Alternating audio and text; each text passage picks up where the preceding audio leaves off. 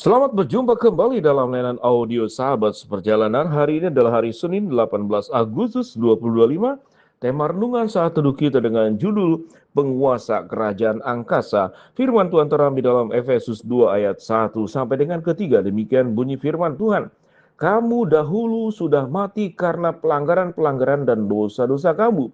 Kamu hidup di dalamnya dan karena kamu mengikuti jalan dunia ini. Kamu menaati penguasa kerajaan angkasa, yaitu roh yang sedang bekerja di antara orang-orang yang tidak taat.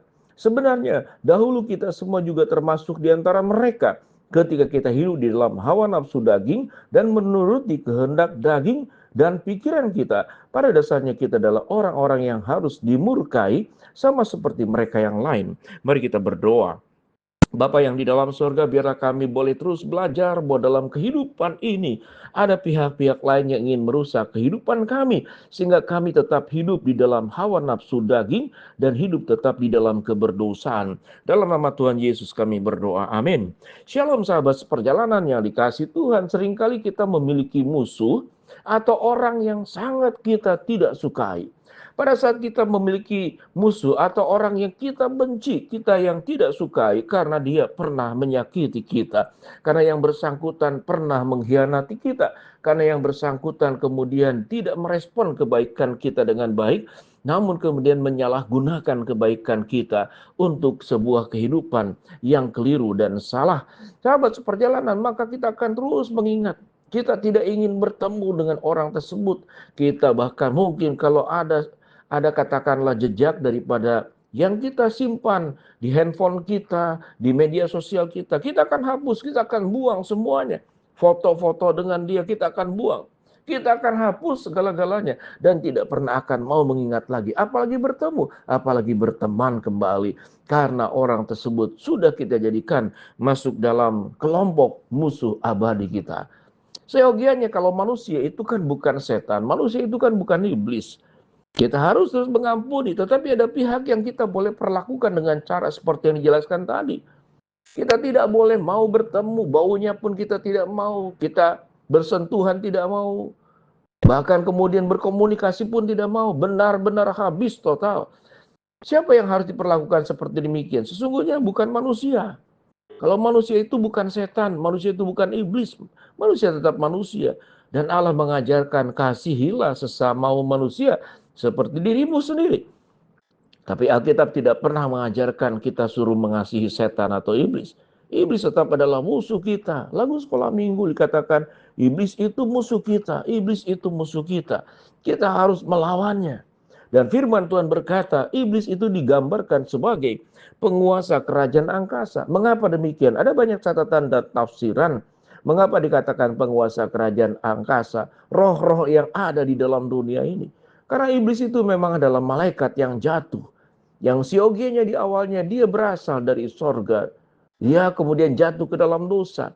Jadi artinya, dan juga kemudian iblis itu adalah roh. Dia tidak seperti kita menginjak di bumi. Dia berada di mana-mana. Dia tidak dikatakan dilokalisir karena tempat. Dia bisa berada dimanapun juga. Sehingga musuh yang abadi yang harus kita lawan adalah iblis. Bagaimana caranya? Kita tidak pernah akan dengar lagi suaranya. Kita tidak pernah akan dengar lagi godaannya.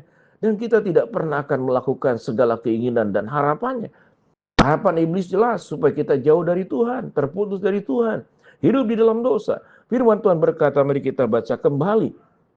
Pada ayat yang pertama dikatakan, kamu dahulu sudah mati karena pelanggaran-pelanggaran dan dosa-dosamu. Kamu hidup di dalamnya, kamu telah mengikuti jalan dunia ini. Kamu menaati penguasa kerajaan angkasa, yaitu roh yang sekarang sedang bekerja di antara orang-orang yang tidak taat. Sehingga kita melihat, tatkala kita tidak taat kepada Allah, tentu iblis dan setan bertepuk tangan. Inilah kemenangan yang kita raih, itu kata setan. Sehingga kita tetap untuk melawannya, kita tetap harus taat kepada Allah dan bukan taat kepada pihak lain. Ayat 3 dikatakan, sebenarnya dahulu kita semua juga termasuk di antara mereka. Itu dahulu. Ketika kita masih hidup di dalam hawa nafsu daging dan menuruti kehendak daging dan pikiran kita. Pada dasarnya kita adalah orang-orang yang harus dimurkai sama seperti mereka yang lain. Kalau Allah dengan kasih karunia-Nya yang siogianya setelah kita jatuh dalam dosa, Kita tuh dimurkai, kita kalau bisa dimusuhi oleh Allah, kita dibuang, kita ditinggalkan. Tapi Tuhan tidak melakukan semuanya itu. Tuhan meraih kita, Tuhan merangkul kita, Tuhan menantikan kita. Bagaimana anak yang hilang itu kembali ke rumah Bapa. Tuhan kemudian mencium kita seperti Bapa mencium anaknya yang sudah berbau compang-camping, yang sudah mengkhianati ayahnya, menghamburkan segala kekayaan, ya warisan yang sudah diberikan kepada yang bersangkutan, yaitu anak yang hilang. Bukankah kita seperti demikian? Sehingga dengan demikian, kita perlu berhati-hati. Jangan sampai kemudian kita jatuh kembali kepada siapa? Yaitu penguasa kerajaan angkasa. Iblis tidak pernah akan tenang.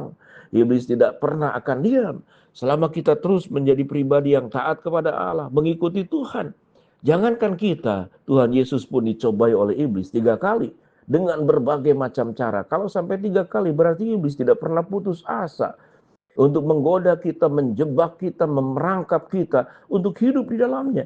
Dengan demikian sahabat seperjalanan, ingatlah bahwa ada musuh abadi kita yang harus kita lawan dan kita tidak pernah berkompromi. Jangan pernah sentuh, jangan pernah dengar suaranya, godaannya. Kita perlu menjadi pribadi yang benar-benar dekat dengan Allah, mengandalkan Tuhan. Dengan demikian, maka hidup kita akan dijauhkan yang seperti firman Tuhan katakan, dijauhkan daripada hawa nafsu daging, dijauhkan daripada menuruti kehendak daging, dijauhkan daripada pikiran-pikiran kita yang sudah berdosa. Karena kita dulu adalah pribadi-pribadi yang seharusnya dimurkai Allah, namun dilimpahi oleh kasih karunia Tuhan. Baiklah kita mengelola keluarga baik-baik, kita bekerja baik-baik, kita mengisi kehidupan ini baik-baik. Jangan menjadi pribadi yang menjadi batu sandungan, jangan menyakiti orang lain, jangan menjadi orang yang sangat serakah dan pelit, jangan menjadi orang yang kemudian yang sangat intimidatif, menjadi orang yang sangat suka menekan orang lain. Maka itu adalah perilaku dan kehidupan kedagingan yang harus kita buang, yang harus kita jauh-jauhi. Kita disebut sebagai sahabat Allah seperti Abraham. Kita dekat dengan Allah dan kita tidak pernah akan bersahabat dengan siapapun, apalagi dengan musuh abadi kita yang sampai kapanpun kita tidak boleh kemudian mendekatinya, apalagi berkompromi, apalagi mengikuti suara perintahnya, yaitu iblis, si setan. Dengan demikian sahabat seperjalanan, mari kita berjuang tidak dengan cara-cara jalan dunia ini seperti ayat yang kedua. Kamu hidup di dalamnya dulu. Karena kamu mengikuti jalan dunia ini, kamu menaati penguasa kerajaan angkasa, yaitu roh yang sekarang bekerja di antara orang-orang yang tidak taat. Kita akan melawannya, kita akan membuangnya.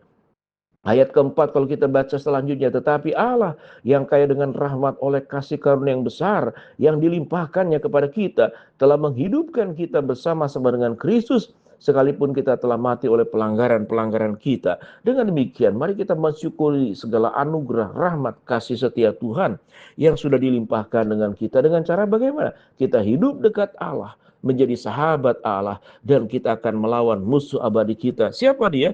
Yaitu penguasa kerajaan angkasa, yaitu iblis beserta dengan malaikat-malaikat kegelapan. Kita akan hidup selalu bersama dengan Tuhan dan kita tidak akan menuruti penguasa kerajaan angkasa. Mari kita berdoa.